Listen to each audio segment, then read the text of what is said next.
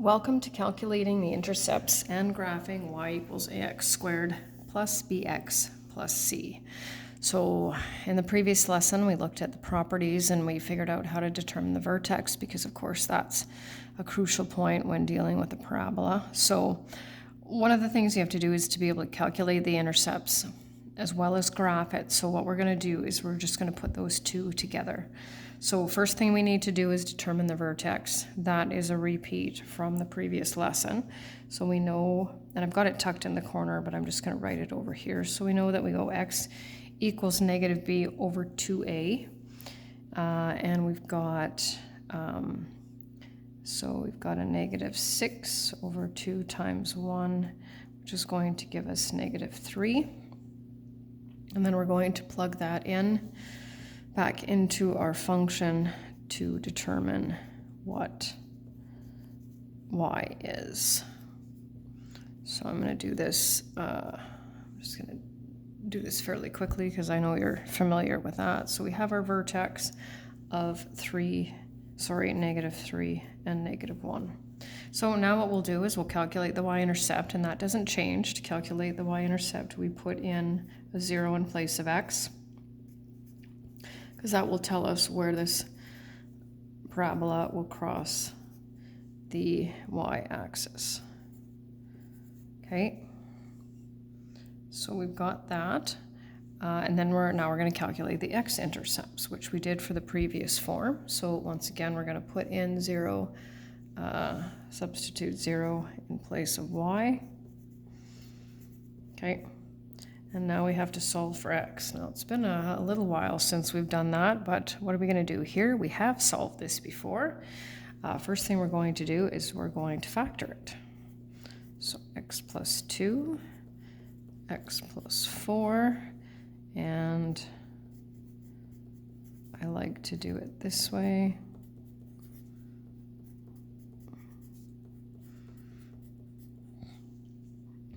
So my ordered pairs then will be negative 2 and 0 and negative 4 and 0. And so I can't quite see that. So we need 5 points for our parabola, really, and we have 4. So we have the vertex, we have the y-intercept, and we have the two x-intercepts. So what we're going to do is we're going to plot the 4 ordered pairs, and then we're going to determine the mirror point for the y-intercept. So I do have kind of an empty table of values, which I'm actually not going to use.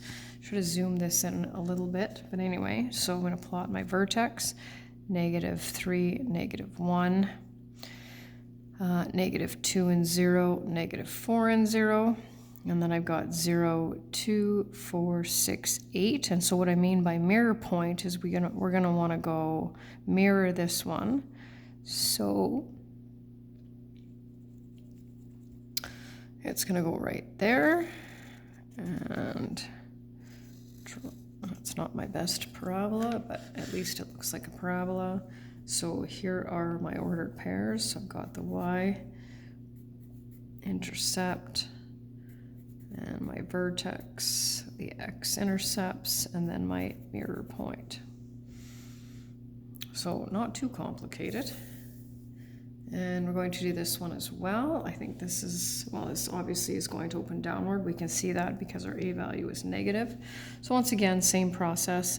X equals negative b over 2a, negative 4 over 2 times negative 1, negative 4 over negative 2, which is 2. Substitute that back into the equation. Now I'm going to be careful here because this is our negative. And then we're going to want 2 squared, right? So not the whole thing in brackets, because we want that negative value of what x is, plus 4 times 2 minus 3, negative 4 plus 8 minus 3 is 1. So that our vertex is going to be 2 and 1. I'm just going to put that in the middle of my table of values, even though you can't see that. Then y equals, so this is for my y-intercept, 0 squared plus 4 times 0 minus 3. Y equals, not quite what I was looking for, negative 3. So my y-intercept is 0 and -3. And then my x-intercepts.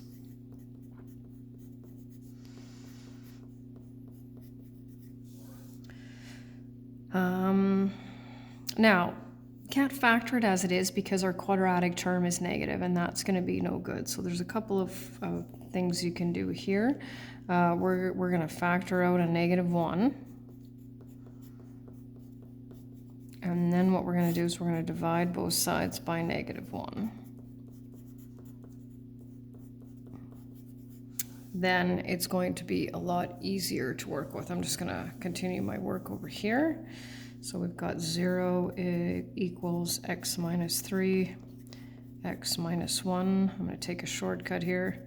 X equals 3, then x equals 1. So then my x-intercepts are 3, 0, and 1, 0.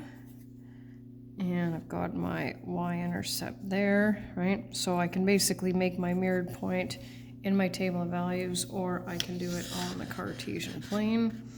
Let's see what we got here. So 2 and 1, 3 and 0, 1 and 0, 4 and -3, 0 and -3, there.